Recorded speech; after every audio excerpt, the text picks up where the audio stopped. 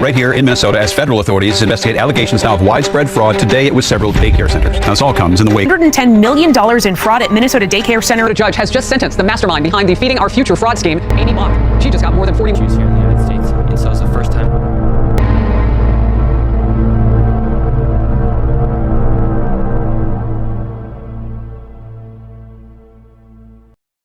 What if I told you that someone walked away with $250 million, money that was literally meant to put food in the mouths of hungry children, and they almost completely got away with it? Hello everyone, and welcome to This Explainer. Today we are unpacking what has to be one of the most shocking financial scandals in American history. We're talking about a staggering $250 million drained right out of a relief system that was specifically designed to protect our most vulnerable people during a global crisis. It's a really dark, incredibly complex story that unfolded right in Minnesota, and we're going to break down exactly how this happened step by step.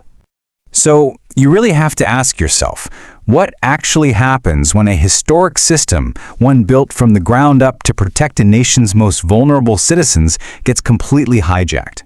How does a safety net fail so catastrophically?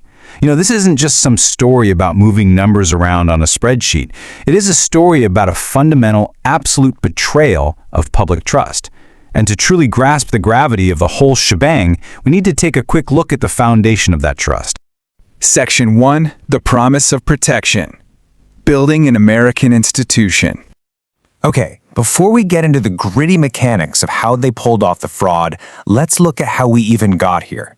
The United States literally spent centuries building up a complex government designed to serve and protect its people, going all the way back to 1776 with the Declaration of Independence, setting the stage. Then, by 1787, drafting the Constitution to explicitly establish a government by the people for the people, right? Fast forward to 2020. The nation is staring down an unprecedented crisis with the COVID-19 pandemic, and that centuries-old promise of protection, it was activated in the form of massive, unprecedented federal relief efforts. Section 2. The Pandemic Relief Program. Feeding the vulnerable. When the pandemic first hit, everything shut down. So the government funded the federal child nutrition program to make sure low-income kids still had food to eat when their schools and normal support structures were closed. And this brings us to a major player in Minnesota, an organization called Feeding Our Future. They were a local nonprofit, and honestly, their intended purpose sounded incredibly noble. They were supposed to act as a sponsor, setting up and organizing food distribution sites all over the state to make sure vulnerable kids actually received those government-funded meals. Basically, they were supposed to be the crucial bridge between federal cash and hungry kids. But, as you'll see in just a moment, that bridge was fundamentally corrupted. Section 3. How the fraud worked. The mechanics of deceit. So, how did they actually commit the fraud?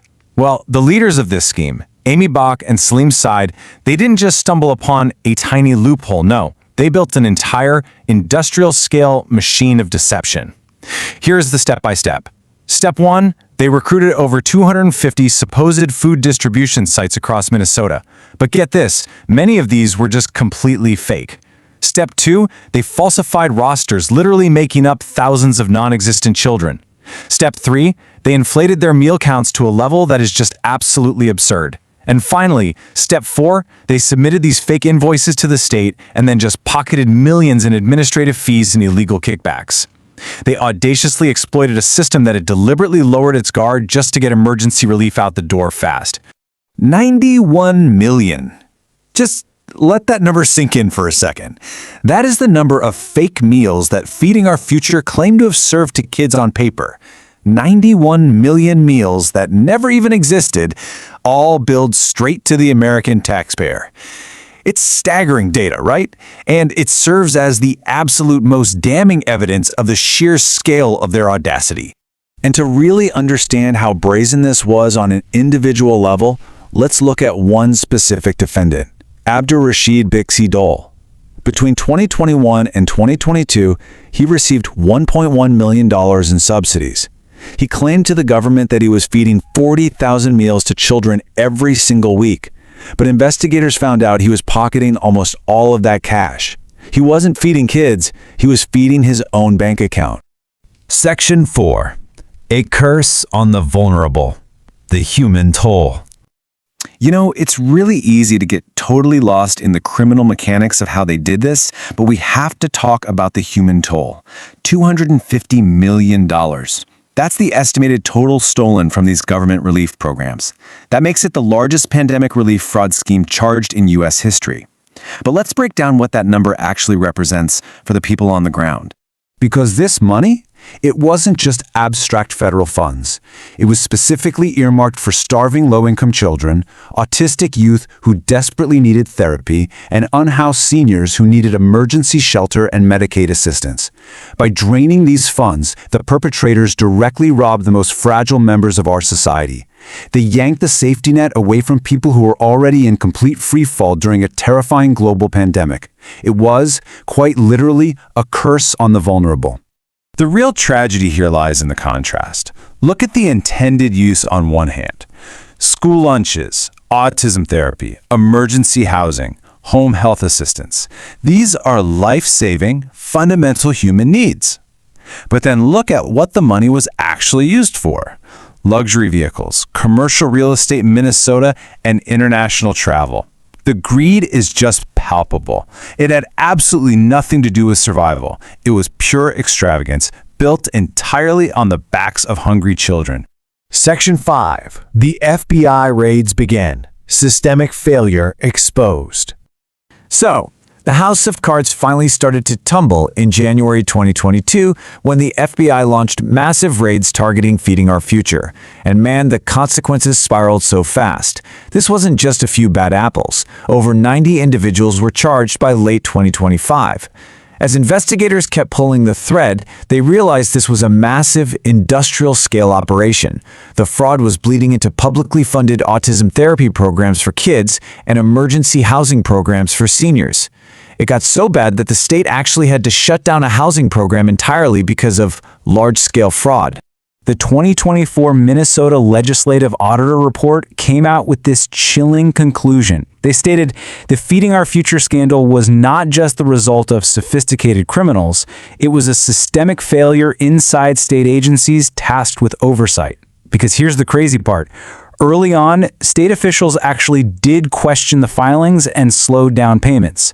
But Feeding Our Future fired back and sued the state, claiming racial discrimination. And out of fear of legal and media backlash, the state just backed down. The very institutions built to protect the people failed to stop the bleeding. Section 6. Justice and Systemic Fallout. The Reckoning.